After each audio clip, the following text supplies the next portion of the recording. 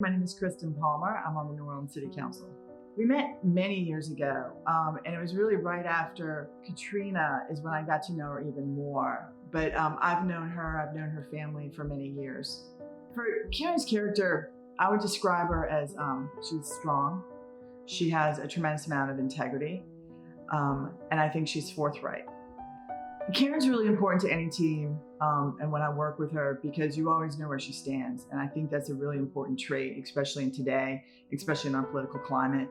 You need to understand where people come from. And I think Karen comes from the community and really wanting to make a difference in people's lives. And she'll go about it in a very direct way. And I think that's very vital when you're trying to pass, if it's an important piece of legislation, if it's to advocate on behalf of a constituency, you always know where Karen stands. And so that's somebody that you need to watch your back when you want to get something done. I knew Karen before I was really in politics, quite frankly, and I was rebuilding houses after Katrina.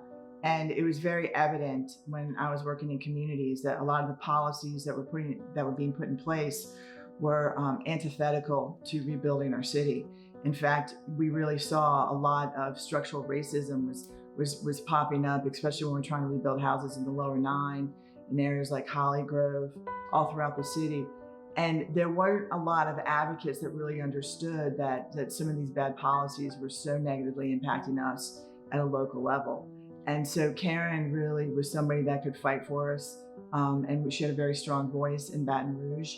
And we really needed that. She also had great connections across the country. And I think that's one thing a lot of people don't realize about Karen is that she has these connections that are pretty strategic throughout the country, and was really able to call upon those folks when we were rebuilding, because it was really important to have outside voices as well that understood what we were going through. There are a lot of reasons why it's important for us to have Karen in Congress. One, is important for me as a municipal leader to know that I have somebody that shares my same value systems in terms of really finding affordable housing, healthcare, all these issues that affect us in our city. It's important for me to also have a woman representing us in Congress. We don't have enough of them. And Karen knows intimately what our issues are, and I know that she will fight for women, and she will be a very powerful voice at the table.